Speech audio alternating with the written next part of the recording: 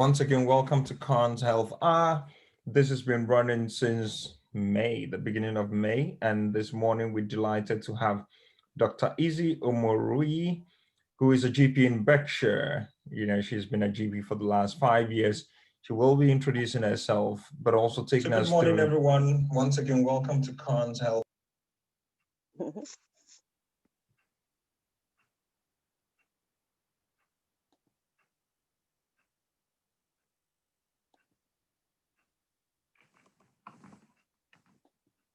Sorry, apologies for the post. It was a transmission on YouTube Live. Yeah, but we're delighted to have Dr. Izzy with us, and she'll be focusing on lifestyle choices and measures that, you know, will help all of us to prevent chronic illnesses in the near future. As many of us know, prevention is better than cure. So thank you, Dr. Izzy, for your time, and I'll hand over to you. Thank you very much. Can everybody see my screen? Yeah. Okay. Yes, we can. Okay, so can you see like the screen that says lifestyle measures to preventing chronic illnesses? Yeah, we can see that. All right, cool. But, yeah, apart from the other slides being on the left-hand side. So I don't know if you want to put it into. Exactly, I'm trying to. Yeah. So you're nearly there. No, if you come back down, yeah, to your left. You see like a screen. No, bring your cursor down. Yeah. Yeah, now move it left along that line. No, right. The next, yeah, that's it. No, the next one on your, yeah. Cool. Sometimes you think your computer is sorry until you have to struggle to do stuff. Thank you very much. That was really helpful. Okay, I don't know if you can see my face very well. I think I'm behind the light. So if we can like manage, let me see. We'd like to see your face better. Is this better? So my name is Izzy. Mrs. Bumi Iyere has invited me today. So thank you very much for the privilege. It's just, we're going to be talking about lifestyle measures, like the topic says, for preventing chronic illnesses. And I would just give a quick background about myself and what I do and what I'm passionate about. So I've been a GP for 5 years. I live in the Reading area. I'm a GP there. And I'm really, really passionate about just seeing people win and just helping them achieve their best life, really, especially from a perspective of food, health, medicine and illness, especially in the Afro-Caribbean communities, because I feel like we are mostly affected, especially because most of us are obese, most of us don't have the knowledge that we need, most of us don't have the confidence that we need, most of us don't have the time and just all of the resources that can really help us to achieve all of these goals. So I'm really, really hopeful that today we would all just gain one thing, just one thing, not too much, just one thing that you know before, enhance one goal, set a new goal. Anything I'm going to say today, you've all heard before. I'm not going to say anything new. So let's just have an open mind and just be willing to learn, even if it's just one thing. So like I said, I'm a wife. I'm married. I've been married for a few good years now. I've got 3 children. And yes, and I love Jesus, because I feel like all of that really helps you to stay focused on what your goal is as well. So we're just going to dive into what lifestyle means. So when we say lifestyle, what exactly does that mean? So this is going to be a very interactive section. So I'm going to ask everyone to come on board and just type a few things as to what they think or what their ideas are, so that we won't fall asleep and we would make it a bit more interesting. So lifestyle just means how you live your life. So just the style that you've chosen for yourself, how you want to live your life. And I'm sure most of us have lived longer than 20 years. We would realize that we tend to do the same things over and over again.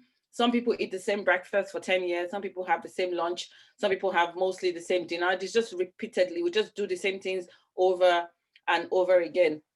And we then see that the kind of life that we choose to live just kind of just lead us down a certain path. And before we know what's happening, we are just obviously stuck in a routine that we don't know how to get out of. So today we're going to be looking at different kinds of chronic illnesses and some tips and some misconceptions and just like things that we can do to make all of this better. So I'm going to attempt to increase an awareness. So like I said before, I'm not saying anything new. All of the things I'm going to say, you probably have heard before. My hope is that it can be highlighted better so that we can, like take it more seriously. So like just tips on how we can obviously adapt to the new things that we're going to learn and adopt new lifestyle measures. So we're just going to go back again very quickly. So if we can type in the chart and just put in what we know as chronic illness. So when somebody says to you, chronic illness, what does that mean to you? Give me examples. So if we can just type very quickly, just very quick examples of what chronic illness is. Can we all type, please? I'm waiting so that we can move on. Otherwise, we won't go. So someone said, okay, I'm still waiting. Nobody's typed in yet.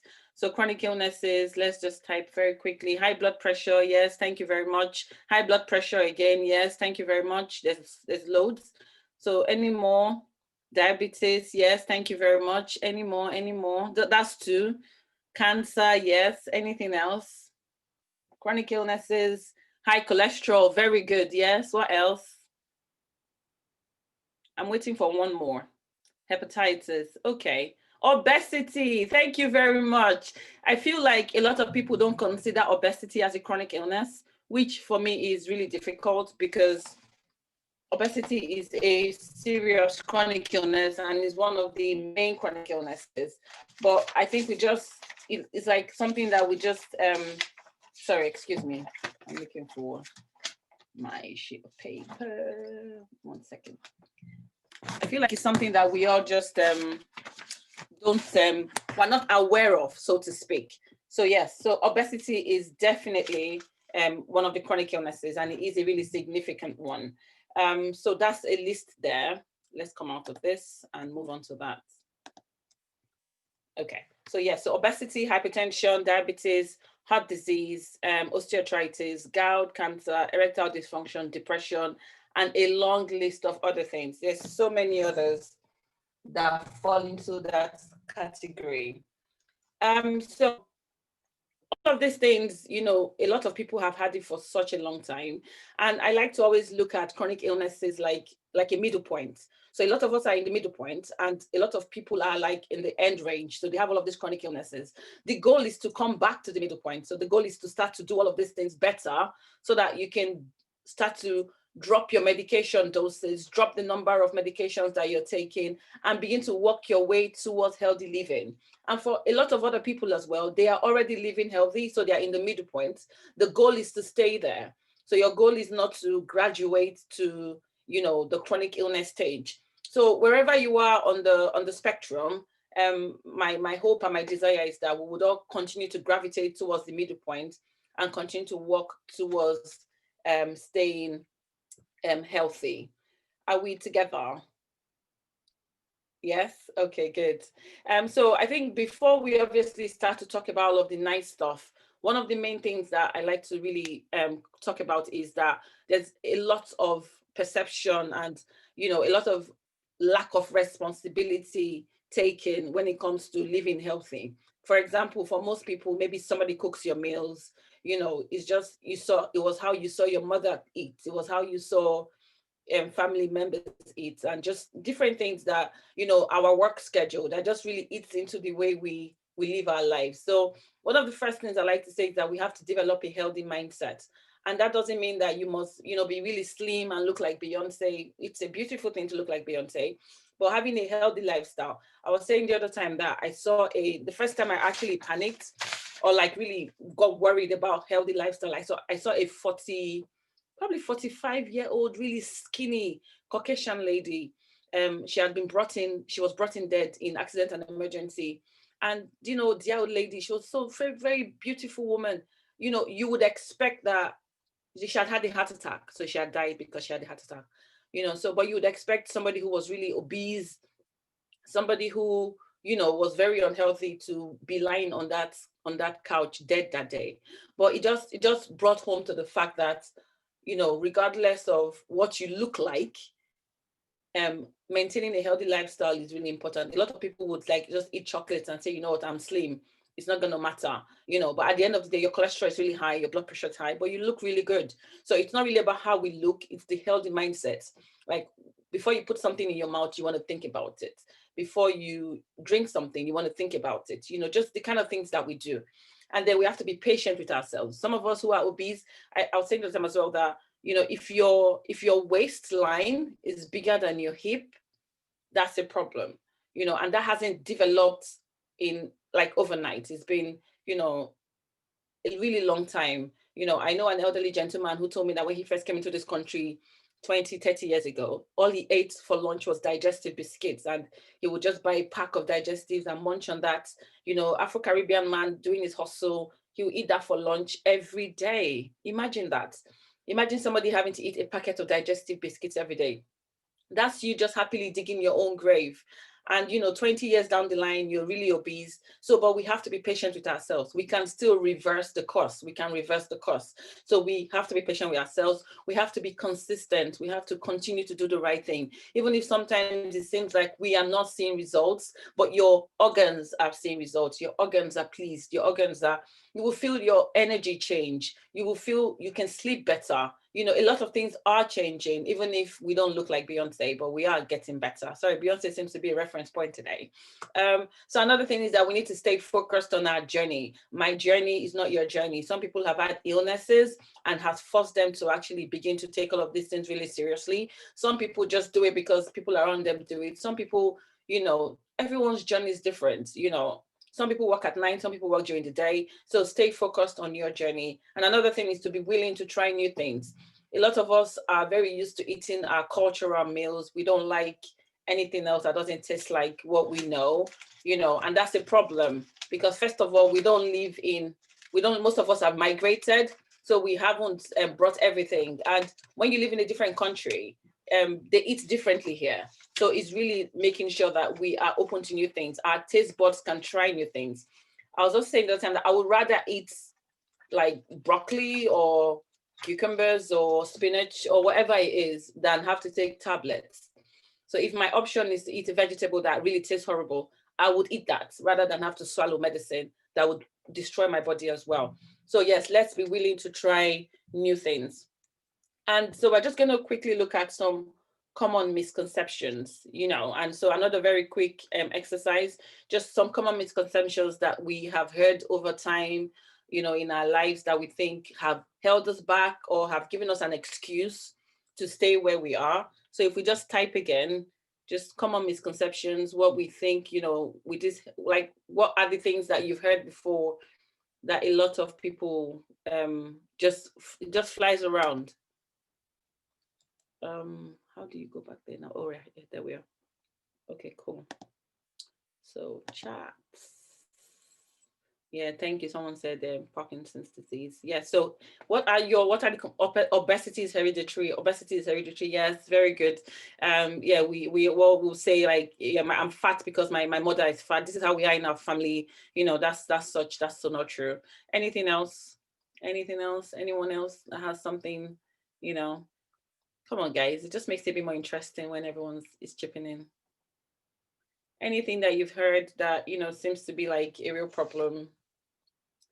One more and then we'll move on. You'll probably give me a water break. Yeah, someone says I'm fat because I have many children. Okay, yes. And then, yeah, someone says not exercising regularly. Okay, and we are all created differently. Eating too much. Okay, obesity is hereditary. African women should be well-rounded.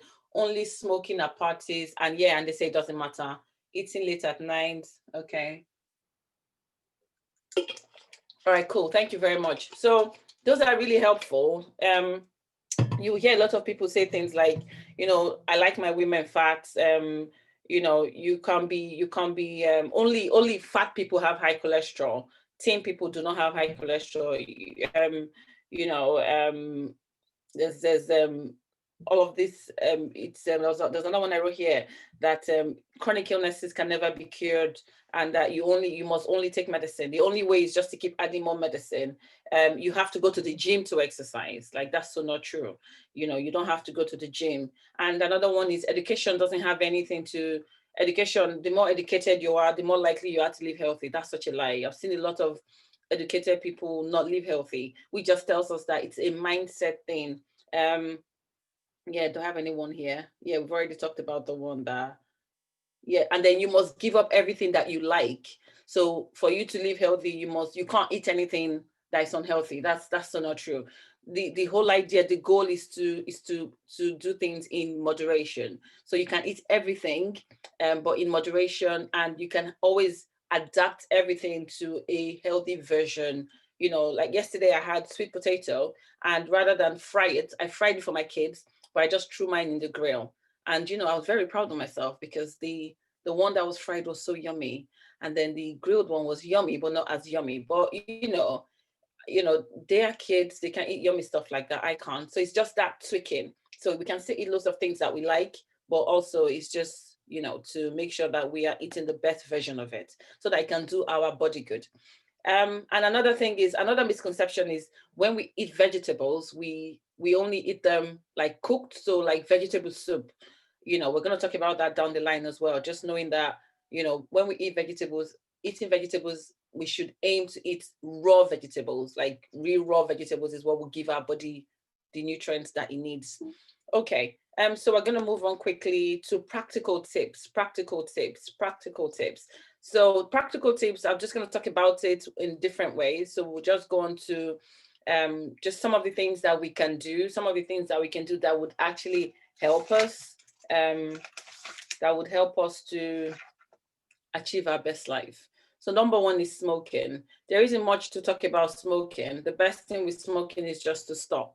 And, you know, however, you know, we can work around that. So we can either get help from our GP, they can help us with, there are loads of different options. There's a tablet, there are like patches, there's like chewing gums, you know, there are referrals, there's counseling, just loads of different things. And then alcohol in moderation, please. Alcohol, we should drink, but in moderation. And if you can avoid drinking alcohol, by all means, do not drink it. And then exercise. We already talked about, you know, the exercise where we say, you know, you only have to go to the gym to exercise. Exercising is a must. I feel like some people think it's for some kind of people. We must exercise, and that means like moving. Your body has to move, you know, and however you want to achieve that, it's your choice.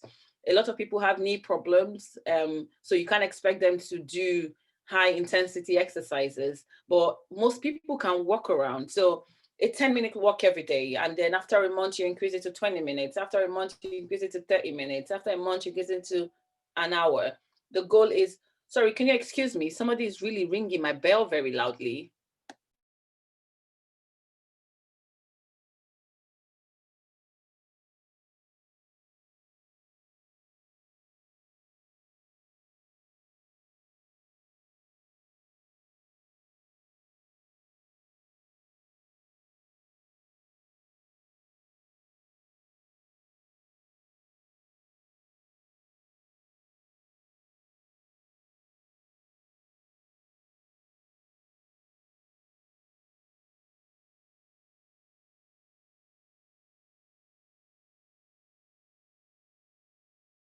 Apologies, joys of working from home. Yes, so he didn't break the door down. Yes, so where were we? We were talking about exercise. Yes, so exercise is really key, something that we need to try and, you know, incorporate into our lifestyle. You know, some people, I had a patient once who was really obese, and I ran down the stairs. I'm supposed to be fit, now I'm struggling. So this gentleman came in and I didn't recognize him. And I was like, hello, how can I help you? He was like, don't you remember me? I was like, oh, no, not really. And he was like, I said, what have you done? What's happened?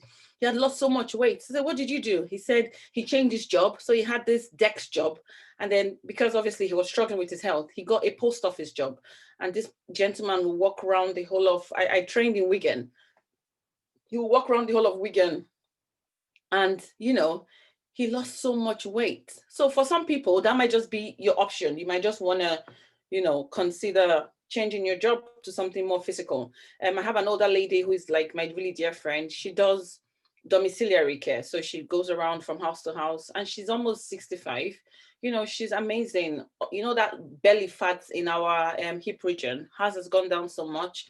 So even if she can't like sometimes eat as healthy as you would expect her to do, but she's doing a lot of exercise. She's doing over 15,000 steps a day, and she's almost 65. So we need to try and think of jobs that would help us in that manner. And then also we can, there's something I think is so amazing, is the step counter. All of our smartphones have it. So if you can get a step counter, that would help you count your steps, it's beautiful. It would encourage you to have a goal. When we set goals for ourselves, we are able to achieve them rather than just allowing, the lilies, just whatever happens, all of those kind of things. And then the benefits of exercise is amazing. It would help you sleep better. It would make you feel better. If you have any form of depression, the hormones that are released when you exercise, it would make you feel so much better. And then it becomes something to look forward to. It's something that you can do for yourself as well. And it will help you lose weight. It would help your heart. You can run up and down the stairs without trying to catch your breath so badly. And it's a win-win. There is always something to win for it. So exercise is a must, I would say. It isn't something that we should consider. We just need to find what works for you that we can chip in and do. And obviously, there's the other levels. If you can go to the gym, by all means, whatever it is you can do, just get involved. And then sleep. I think sleep is another really main thing to healthy living. A lot of us don't sleep properly. A lot of us work at night. A lot of us work shift work.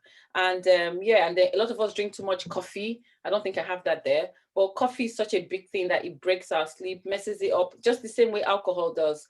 So we need to focus on how we sleep, especially for most people. Like I do night shifts, even I do 111 and I do nights. I found out that when you work at night, you're more tired, you eat more, because that's just how your body chemicals work. When you're sleeping, your cortisol level, which is your stress hormone level, drops. But when you are awake, when you're supposed to be sleeping, it shoots up. And when your cortisol shoots up, it increases your insulin level, it increases all of the stress. You want to eat, you can't relax, and you see that you're eating too much when you haven't slept well. Your anxiety is high, your efficiency is reduced, you're probably snapping left, right, center. So sleep is such a massive thing. And another thing I found out is that you lose weight when you sleep. You lose weight when you sleep. Your blood pressure drops when you sleep. Sleep will make you so effective. So if you are a shift worker like me, you need to, because a lot of shift workers, there's so many studies that tell us that they get more chronic diseases. So you're more prone to having cancer because you work at night. You're more prone to having high blood pressure and all of these diseases because you work at night, because your body is struggling more. So how do you help your body? You need to help yourself by eating well, sleeping well. When you get back from off that night shift, you need to sleep well. You must sleep well. You have to find time to sleep well and recover and allow your body obviously replenish itself. So sleeping helps your mood, reduces anxiety, helps you lose weight, like I said before, and it regulates your appetite. Because sometimes you just eat vegetables. You don't want to eat vegetables because you haven't slept properly. What you want to eat is burger, because that's what will make you feel good at the time. But when you've slept well, you see that you're able to, when I sleep well, I'm able to eat my vegetables. I'm able to, intermittent fast. That's another thing I'm going to talk about. So another thing is drinking water. Some of us don't drink water at all. If you ask somebody now, how much water have you drank today? They can't tell you, because it's not something they haven't calculated it. It's not part of their structure. So like I always say, everyone, you have to get a bottle. If you don't have a bottle, get a bottle. If you don't learn anything from this talk today, go home and buy a proper bottle that you can carry everywhere, in your bag, in your car, when you're walking on the road. Get a bottle, know how many bottles that you drank every day. So the classic formula to know what you should be drinking, the minimum amount of what you should drink, is to multiply your body weight in kilograms by 30. So if you are 70 kilograms, for example, multiply by that 30, that's 2,100 mils that you should be drinking in 24 hours. That's your minimum amount of water that you should drink. You can drink more, but you shouldn't be drinking less. So some people would, count their tea, count all of that. Water is good for you. It cleanses you. It detoxifies you. And another good way is to just look in the bowl when you wee. Is it really yellow, or does it look like the water in the toilet bowl? If it looks like the water in the toilet bowl, thumbs up. If it looks like yellow water, thumbs down. It means you need to drink more, but it's always a good thing to have a good idea as to what you're drinking. When you drink water, you will feel less clouded in your brain. You will feel you would just feel alive. And it would even prevent hunger, because sometimes we're hungry, but we're actually thirsty, so rather than grab something to eat, you're grabbing a drink. And the best way to cultivate the habit is to get a bottle. I used to, when I started drinking water, I got an app on my phone that reminded me every hour. So every hour it would make a loud beep and I would drink, and when I got used to it, like all of us we're all creatures of habits. By the time it became a habit, I deleted the app. So that might be something that you might want to think about that would help. Another thing is stress. Stress is stress. We all go through stress, life's ups, life's down, things happen. So we all need to try and find ways to curb our stresses. Get a hold of your finances, because when there's financial trouble, you will be stressed. You can't run away from that. Get your family right, be happy, smile, be kind, give love, because what you give is what you get, and it reduces the stress in your life. And sometimes just switch off your phone. You don't need to talk to everyone. Just switch off your phone and rest. Take a walk, switch it off, and just show everyone off, and just enjoy yourself. So the next one is eating healthy. Eating healthy, I left this to the end because it's where I feel like we all struggle and where we all need help. We can't do any of this by ourselves. All of the best coaches in the world, they have coaches. So everyone needs help. Everyone needs, even like if you serve God, you have the Holy Spirit to guide you. Like everyone needs someone to guide them, to cheer them on, to let them know that they are doing the right thing, And so we just need to we need to decide where we are with a healthy eating. The first thing I'm going to say about food is that we need to eat alive food. A lot of us eat every day, and some of us will say we eat healthy, but we don't eat alive food. And what do I mean by that? So I'm just going to show you this picture very quickly.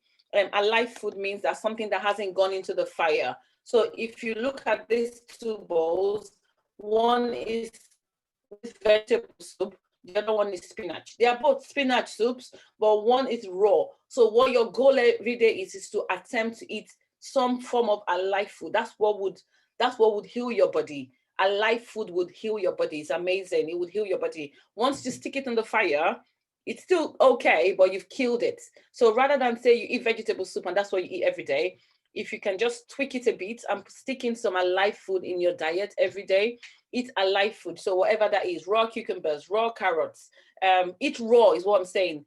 Choose something that you're going to eat raw every day that hasn't gone into the fire. Obviously, you can't eat raw yam. You can't eat raw potato. But most of these vegetables you can eat raw. So raw vegetables, please eat them. Always, if there's a choice between raw or cooked, eat the raw one, and it would transform your body. You would open your bowels, okay? You would feel lighter. Your organs will thank you. It would cleanse your body. It's just so beautiful. And then another thing I found so helpful is intermittent fasting. I don't know if you guys have heard about it. It's when you eat specifically for a certain amount of hours in 24 hours. So if you're going to eat for 8 hours, if your breakfast is at 8 o'clock, at 10 o'clock in the morning, it means that you will stop eating at 6 p.m. So you're not going to put anything in your mouth for 16 hours until 10 o'clock again. So however you want to spread your 8 hours, you can eat your 3 meals in 8 hours, but you're specifically eating in 8 hours. It's so amazing because what the body does is that your body has time to rest. It has time to cleanse itself. So all of that food that was there the day before, you will see that you will open your bowels and it would come through. It cleanses itself. Our body needs to cleanse itself. Some people just eat.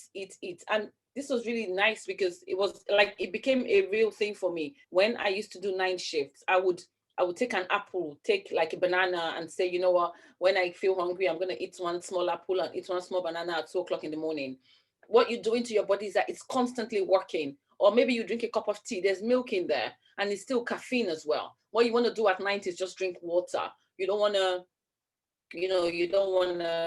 be putting anything and making your body work more than it should as well. So it's really key that we shut our bowel down, allow it to rest. Your body would cleanse itself so all of these tips are so amazing. You can choose to start with one after the other. I just say get your water right. So make sure you're drinking water. And if you've succeeded in 2 weeks, then study intermittent fasting. If you don't know about intermittent, write it down, Google it, look at it. There's so much information about it. It's really good. And then we need to learn how to track our food.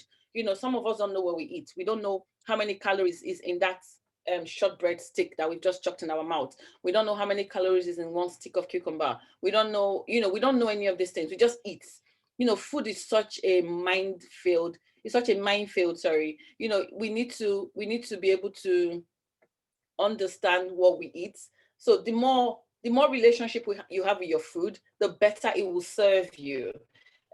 So we need to track I usually use MyFitnessPal. It's a beautiful app. For the most of their features, it's free. So if you download it, it's a bit technical to use for our older population, but you can get the help. It's really good. It will teach you how to measure your food. It will teach you how to, what you've eaten today, so and just a quick, like a testimony. I had a family member come live with me for 10 days. So this gentleman is diabetic. He's 78.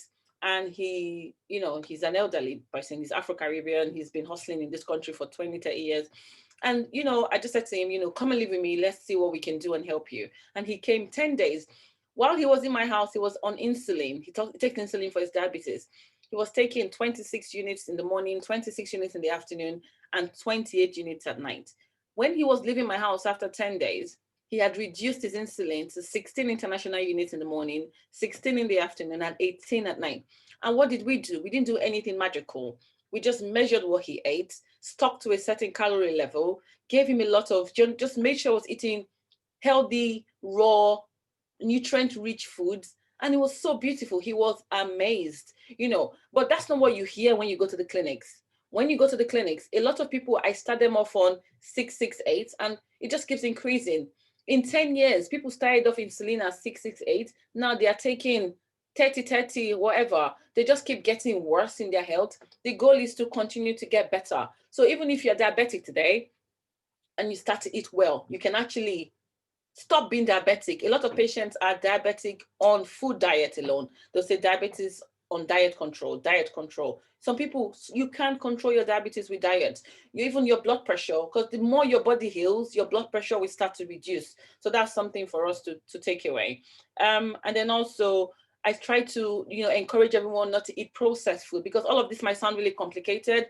But if we just stick to eating what doesn't come out of a packet, so if you stick to eating what grows from the ground, so if you're gonna eat breakfast, don't eat cereal, eat oats, because oats is healthy. If you're gonna eat lunch, don't eat like crackers or no crackers fine. No, crackers isn't really fine, but it's a snack if you wanted to. Like some like crisp or something and say it's potato. No, it's not potato, it's just processed color and stuff. So we want to stick to things that are growing from the ground. That's what we want to eat. And and also another thing, one of the other myths I forgot to say before was that a lot of people say fruits are good for you. Yes, they are, but if you eat too much fruit, it would make you fat, and you're eating too much sugar. So when we want to eat fruit, we want to moderate and minimize the amount of fruits that we eat. And then also plan your meals if you're working long hours. A lot of us do 12-hour shifts. We work long days, and we have to work. A lot of people are give people money at home, and they have loads of responsibilities. But please plan your meals, pack your breakfast, pack your lunch, pack your dinner, cut cucumbers in chunks, cut carrots, so that when you start to get hungry, before your brain stops working and you can eat anything in front of you, you have your cucumber and your carrots to fall to. So yes, I think, I don't know, I'm sure we have questions. I always like to say this as well, because we all need to have a reason why we do what we do.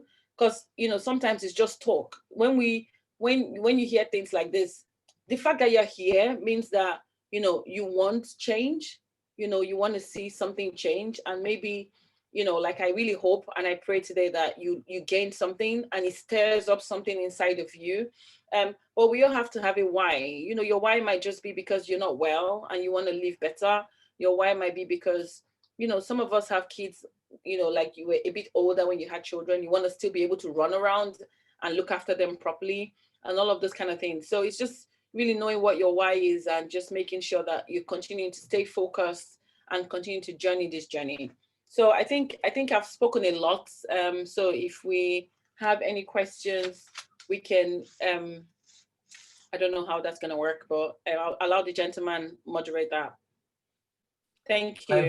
Thanks, Dr. Izzy. Great. So, I mean, one of the myths that was put in the chat box is I'm fat because I have many children, because I've seen people increase dress size, when they start having children. What can you say about that?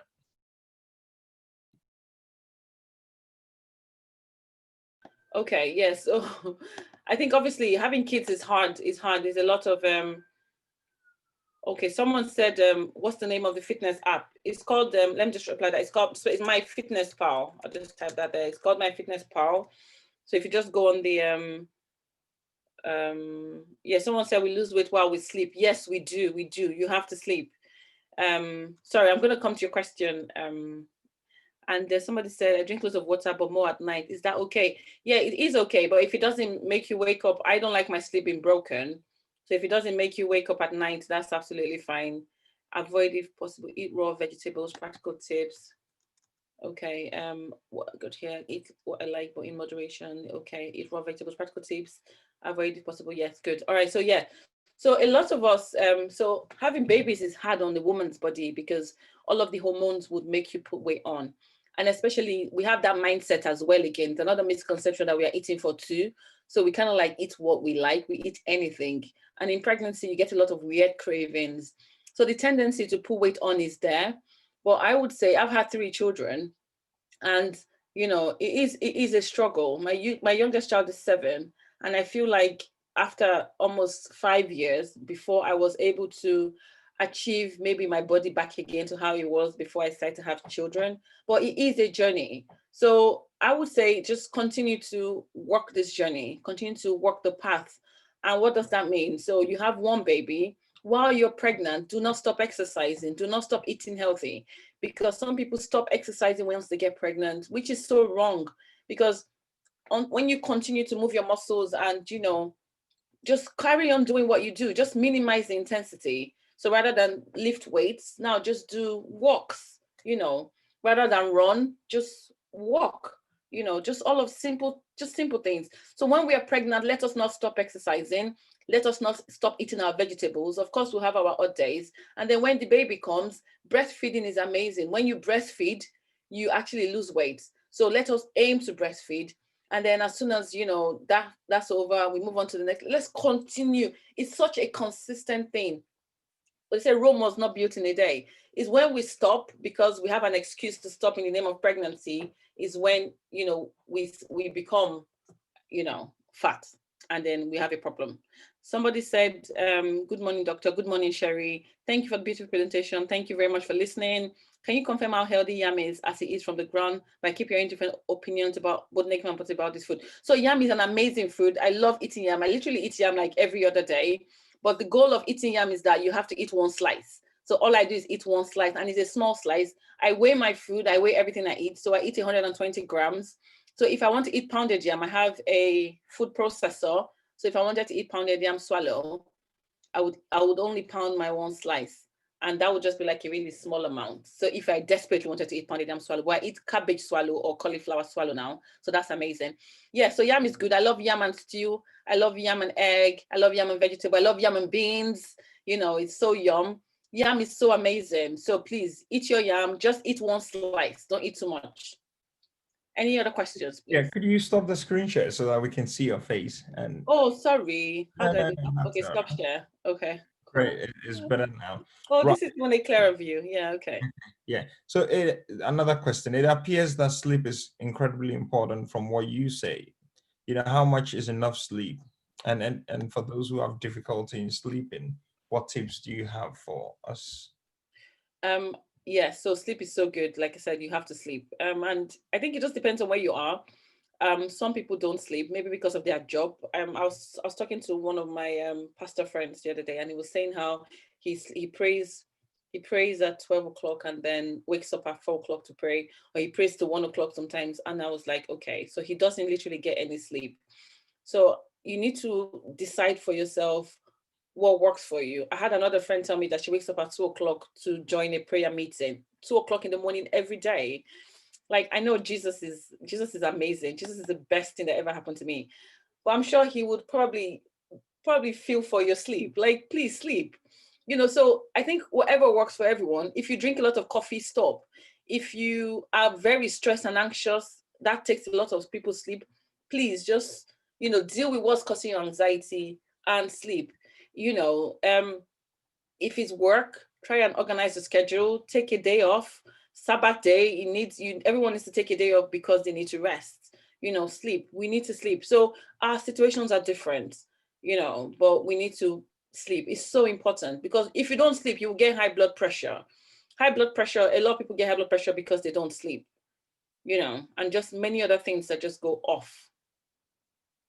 So how many hours would you say is sufficient? I don't know why people ask the question, because to be fair, I think our body clocks change as we get older. But I would say if you can sleep 8 hours, you're lucky. So sleep away. Obviously, we don't want to have, because they say it's good to sleep, you don't want to get out of bed. That's being lazy. But other than that, I would say aim to sleep for 8 hours. I mean, is 8 hours realistic? I don't know. That's my goal. But I always sleep. These days I've been sleeping 5-6 hours, and I'm angry when I wake up. I was like, oh no, God, it's not time to wake up.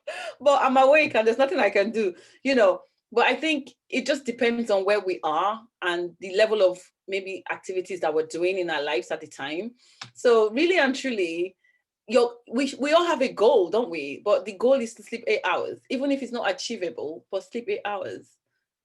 Yeah, I mean, I get very concerned when people, go to bed, they wake up and they're like, oh, I didn't have enough sleep. And I'm asking, how do you feel? But it's like, oh, it has to be 8 hours. And especially for us who are migrants and trying to, go through the hassle and bustle of, trying to, settle here and stuff like that. I feel 8 hours is a lot, and it looks unrealistic. Yeah, it is truly, because imagine you have like exams and you have like 2 jobs, and the reality is tough, but the goal is to sleep 8 hours. So maybe if you're not hitting your 8-hour goal, then maybe it's to now try and look around your life and say, what can I do to sleep better? Right. There's a question in the chat box. Yeah. What advice do you have, for people with excellent health and for those with long-term condition? Yeah. Okay. Yeah. So she's saying that, yeah, forget was excellent health. And what advice do you have for people with long-term health conditions? So it depends on what you have. It's Hilaria Asumu. Yes. So yeah, like I said before, this advice isn't for only people who have excellent health. Like I was telling you about the gentleman who came to live with me for 10 days. He's got diabetes, he's got atrial fibrillation, he's got high blood pressure, he's obese, he's got gout, he's got like 7 things wrong with him. So he's not in any excellent health at all. But this gentleman was able to drop his insulin from 26, 26, 28 to 16, 16, 18. And that's because he ate healthy for 10 days and he was walking. So I would drag him off and make sure he does 10,000 steps every day, or however, when he started complaining. But I encourage him to walk every day. So if you have, depending on what you have, you can modify all of this to fit your condition. So I don't know if I've said this. Let me share this screen and just quickly show you guys this. So you have share. So there's loads of sorry, 1 second. So you can contact me on this email and on Facebook as well. I run a Facebook group because depending on what's specific to you, I might not be able to answer all of your questions now. But send me an email. You can join my Facebook support group if you want. And, just so that, because I don't know what's specific to your long-term health condition, whatever that is, you need to, it is workable. So all of this advice isn't for people who are healthy. It's for people who have illnesses, who have long-term conditions, short-term conditions, good health. Everyone can benefit from all of this. So can I unshare? Is there any other questions? Yeah, I think we have a few more questions in the chat box. Yeah, it says, can I sleep too much? I sleep a lot. Is it okay? Yeah, so what does sleep a lot mean? How many hours is that? And then somebody says, African food are very rich in nutrients, but certain of these healthy foods are harmful to them. What combinations would you advise? Sleep for some people like me, it's not like we don't want to sleep, but our condition only allows us to sleep adequately. Yeah. a kidney disease and transplant patient, and diabetes, kidney disease and transplant patient gets drug related. So Hilaria, yeah, all right, oh bless you. Yeah, so obviously your kidneys would not filter a lot of things. So there's a lot of things that your kidney can't filter, which is obviously a lot of, it's very challenging. But trust me, there's a lot of food that your kidneys will be very excited to eat because it can process it properly. So I'm just going to write that down and, send me an email and maybe we can have a chat and see how we can, help you and talk about where you've been and what you've eaten and just all of the things that can really help you. If that's okay, Hilaria. Yeah. Many Black people normally don't eat out. Is that correct? Yeah. It's okay. Because sometimes we can't afford to. So I think you should eat out if you can afford to eat out. It's very expensive to eat out. And I think eating out is not very healthy anyway. So it's probably better to eat in your house. But at least once in a blue moon, take your family out if you can afford it. If we aim to reduce our blood pressure through diet and exercise, we will still have to remain on our blood pressure tablets. Yes. So Dorothy Evans, yes, 100%.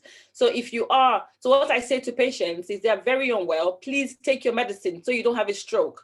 But while you are taking your medicine, you need to be actively making sure that you are looking after your health, you're exercising, you're dieting. And if you started off with 10 milligrams of amlodipine, you would see, because you're making good choices, you are dropping that medicine. So if 5 years ago you were taking 10, because you have made right choices, 5 years later, you can now be taking 5. And if you continue to make the right choice, you will get to a point where your doctor will tell you, your blood pressure is too low, please stop taking this medicine. So yes, need to continue to take your medicine. That's a really good question. So you need your medicine. I can't overemphasize that. If you don't take your medicine, someone can get a stroke. All right, so Hilaria has taken my details. Is there anything else? Anyone else? Any other questions or anything that everyone would like to ask?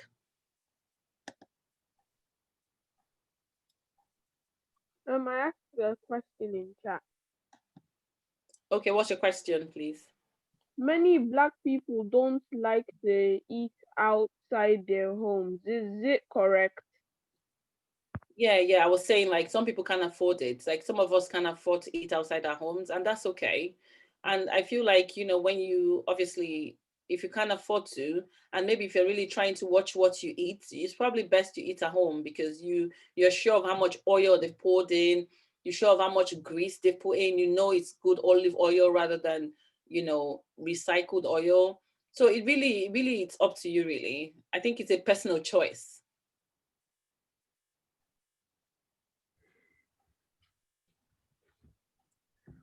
Right. So with regards to obesity, could you give us, kind of a couple of tips about how people can prevent that? I think for some, they feel, that there are many big people in their family, so it kind of has to continue. But could you give us, a couple of tips?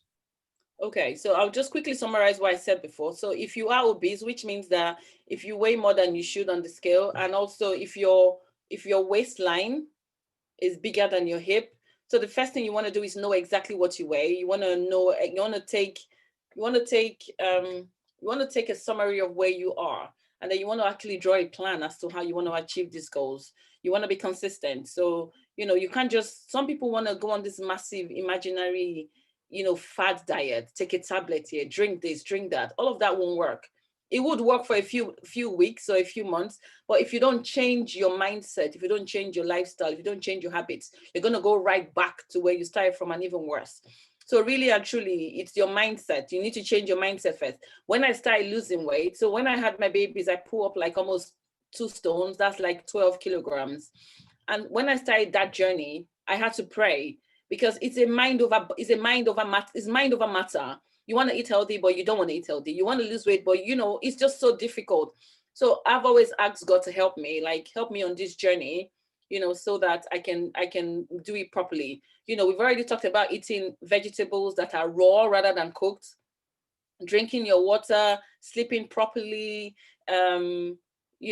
exercising, and like in the diet is so big, tracking your food, weighing your food, knowing what you eat, all of these things is just like, there's so many branches of what we have to do.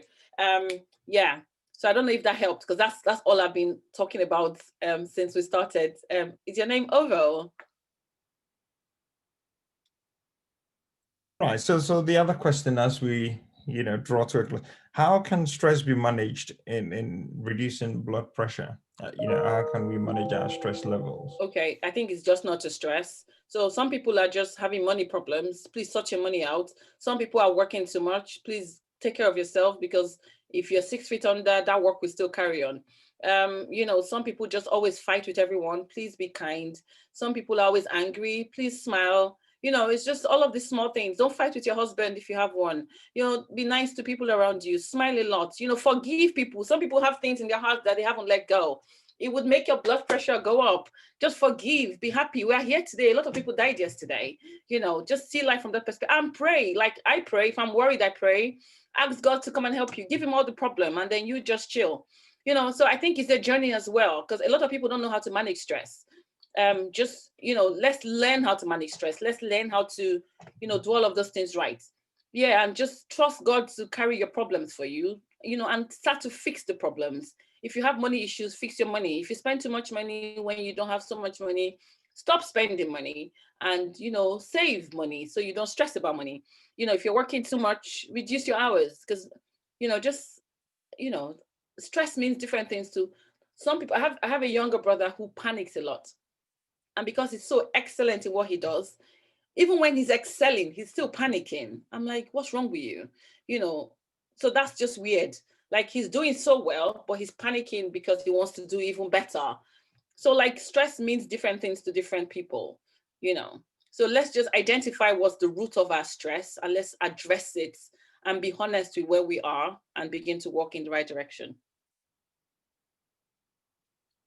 Great. Any final question before we wrap up? So, I mean, you talked about the fitness app, and did you say it's for measuring what we eat? Yeah. So what it does for me is, so I will put my weights in, put my goals in. It would help you calculate your carbohydrate, protein, and fats. And then if I was gonna eat breakfast now, so my breakfast will probably be like oats and peanuts and maybe some apple chunks and milk. So I would measure my oats. So I would measure the amount of oats that I'm gonna eat, stick it on there, put it in the app, oats weight. And then I'll put peanuts, 20 grams, I stick in there, milk, 30 grams. I like pig powdered milk. So I take 20 grams every time I want to eat my oats. And then I like the carnation mix. So I use 30 grams. So I spill that on as well. So I just put all of that in my food diary, and it would calculate the calories I've had for that meal. It will calculate my fat, calculate my protein, calculate my sugar, calculate my carbohydrates, and then it will calculate my micronutrients. So all of these small things like my potassium, my magnesium, like the good things, iron, the things that my body needs. So what it does for you is that it teaches you how to eat the right things. So if I was going to eat something like digestive biscuits, I will take a banana instead, because I know that I'm going to get potassium off that, so it just helps you make better choices. And then rather than eating 2,000 calories a day, your body needs maybe 1,500. You can split your meals right and know what you're eating when you eat. So it really helped me maintain my weight after you lose it, because what you don't want is to, eat stuff and think that it's okay when you've actually eaten like 900 calories at one meal. So, I mean, obviously, African foods are not properly labeled. Like, you pick a packet of crepes and you see the food labeling on there. So Yeah. how do we manage that? It will shock you. My fitness pal is so nice. They're so friendly. They've got yam on there. They've got edikaiko. They've got vegetable soup. They've got ofada rice. They have everything. It's such a beautiful app. I don't know. I can't thank them enough. So they've got everything. They've got chicken. They've got pomo. They've got shaki.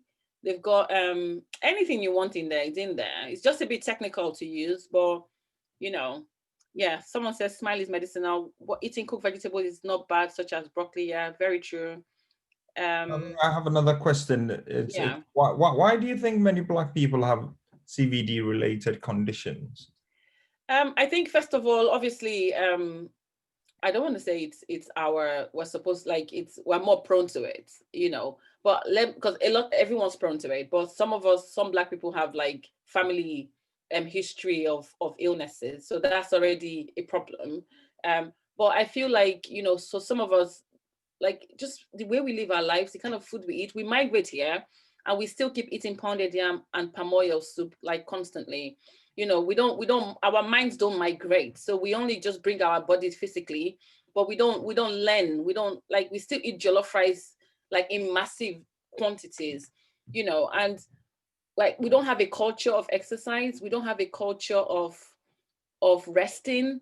You can't catch a white man or a Caucasian person not going on holiday. Like, they must go on holiday. Meanwhile, we work on holiday. We have holidays, and then we do extra work on holidays. We don't have a culture of, because it's not like it's our fault. It's what we saw our parents do.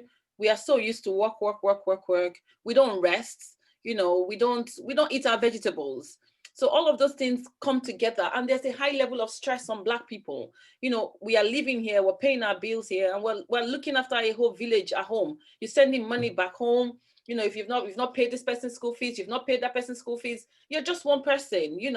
There's only so much somebody can do. And there's nothing wrong with helping family, but I feel like there's just so much work. And then I feel like the Black community as well, we have all of these high expectations, all this mindsets about you must build a house, you must do this, you must do that, you must what? Like, you don't, you just have to just survive. You don't have to like do all of these weird things that make people think that you're so important. And I feel like all of this pressure puts us in a really difficult place. We make bad choices. We buy big cars that we can't pay for. We live in houses that we cannot afford. And then we just end up really just going down a spiral path that just doesn't give us room to rest, like how we should be resting, So I think we just have we don't have a head start. So nobody, most of us don't have inheritances. We pay for everything that we get. So we have to really work for this life. And at the end of the day, we just have to be kind to ourselves, because life isn't kind already. So, we have to try our best. So then finally, I mean, what do you think about the systemic and structural racism we have to deal with? Many of us, we know we have to put in twice as much effort as our Caucasian counterparts, even in school, at workplace, you are always on the alert. And so how do you think, that contributes to our stress levels? Of course, it doesn't make it easy, and we're all in that playing field. But I feel that if you do know what you're doing, I feel like we need to up our game as Black people in Black community. We need to be sure of what we know. We need to have our courage in the right place. If you are confident, I don't think anyone's gonna, rubbish you. People know that you're good, and they would give you your own respect. Come to work early, do what you need to do, focus on your work, and you can only do your best. Because we're not going to die pleasing anyone, are we? We can only just stay focused on what we're called to do and do the best that we can. As long as, because, I don't have the energy for eye service. I just stick to my game and I get it right and just keep doing what I need to do. There isn't any, just keep going, I would say. That's why I keep saying, pray. Before you leave your house, pray and just trust God to help you and just do your best. Pray and do your best. That combination never fails. We can only do our best, and you just leave the haters and allow God deal with them. Great. Okay. Thank you very much for your time. My pleasure. It's been engaging, and I think for CAHN, we're so grateful to have people of Nigerian heritage, contributing, and so for the next two weekends as well, the next 2 health hours, we're going to be focusing on stuff relating to kidney. So next week, we will be having Dr. Izzy Omoruyi, who is a specialist renal physician, lots of experience. He'll be taking on the subject of our kidneys and how we look after our kidneys. And I'm sure the linkages, can be clearly made. And then the second week of September, which is Organ Donation Awareness Week, we're going to focus on organ donation, having a specialist. We're going to have some specialist nurses, but also, have some transplant surgeons on the call, taking us through the journey of organ donation, because it's a myth. And I know there's something that, my dear friend Hilaria is passionate about because of her lived experience. And I'll be having a chat with her, and then we look at how we inject the lived experience. And also, she can talk about, the charity she runs, recruitment she's undertaken, and some of the awareness events. So Hilaria, I will be on the phone to you and then we can link up for the next 2 sessions. So once again, that's Dr. Izzy's details on the screen, as many of you are aware. And we're so grateful to all the clinicians and the consultants who come on. They offer time to give private consultation without charging. And once again, we're grateful for, Dr. Izzy for giving her time and sharing that. And for those of you who are on Facebook, or even if you're not, it might be worth joining the group and keep learning. I mean, I keep saying to people, and Hilaria was right, saying, there are some who think or who know they fit, but it's about acquiring the knowledge, disseminating, especially for those of us who have children, pass it on, sometimes, dragging them to listen to these things. And I think as they grow into, more healthy, lifestyles and choices, and, that will be less stress on ourselves. So Dr. Izzy Omoruyi, we're really grateful for you giving up your time. I'm sure many of us will connect with you on Facebook. Sorry, Charles, I have to cut you there. It's Omoruyi, okay? Please. Omoruyi. Yes, Omoruyi. Thank you. Yeah, yeah. Well, we learn something new every day. So thanks, my good friend Hilaria. Great. So we're really appreciative and grateful. I mean, the recording is on YouTube. My pleasure. Thanks for having me. Yeah, we did live stream to YouTube, and the recording is on there. So this will be a resource that people can use for many, many months and years to come. So once again, we're grateful, and I hope we will have you back again. My pleasure. Thanks for having me, I have everyone. one more question. Yes, go on, sister. Okay. In a week, because in my house we really like to eat bread and egg. How much bread and egg should we eat in a week? Okay, so I like bread as well, but because obviously we all know it's not very good for you. But so what I eat, if I eat bread, I'll eat 1 slice. So I bake my bread at home now. So I stopped buying bread off the shelf for like 4 years now. It's been such a beautiful journey. The smell in the house makes the children happy, and you know exactly what you're putting in it. So when I eat bread, I eat 1 slice and I weigh it, and I don't eat anything more than 50 grams, or if I'm really greedy that day, 80 grams. So yes, I would eat bread once a week. If I'm pushy, twice a week would be too much for me. But yes, I try to keep it, as once a week as much as possible. But it depends on what your goals are, really. So I think once a week is fine. How many eggs a day? All right. So when I eat eggs, I love eggs as well. So I eat 1 full egg, and then I break 2 more, but I take the yolk out. So I eat 2 egg whites and 1 full egg. So that's if I'm gonna eat I eat like 3 whites and 1 yolk. You can eat eggs maybe every 3 days. And another thing is, for me, maybe twice a week. Okay, why do you take the yolk out? Because of the cholesterol. So there's a lot of cholesterol in the yolk, but it is good for you, but not too much of it. So the white is just protein, which is really good for you anyway. But the cholesterol, so that's another thing the Fitness Pal did for me. It will tell you the amount of cholesterol your body needs every day. So I found out that more than 1 yolk is too much for the 24-hour period. So 1 yolk is enough for me, and I can eat 3 whites. And it's beautiful. You really enjoy what you're eating, and you know that you're not eating too much cholesterol. So eggs are really good for you, but just make sure that you're not eating all the yolks. Right. Did I answer your question? Did I answer your question? Thank you. Okay, no problem. Great. So all of you, please, let's download the fitness app, which is MyFitnessPal. And also, Doc has been talking a lot about our nutrition, our diet, physical activity. On Tuesdays, you can see the flyer in there. On Tuesdays, we have our Healthy Heart session, Tuesday evening between 6:30 and 7:30, where we have the nutritionist as well as Doretta, the physical instructor, and Hiba, our nutritionist, taking us through that and looking at different topics. So thanks everyone. Enjoy your bank holiday weekend, and stay safe. My pleasure. Have a good time, everyone. Bye. Bye. Thank you, Dr. Izzy.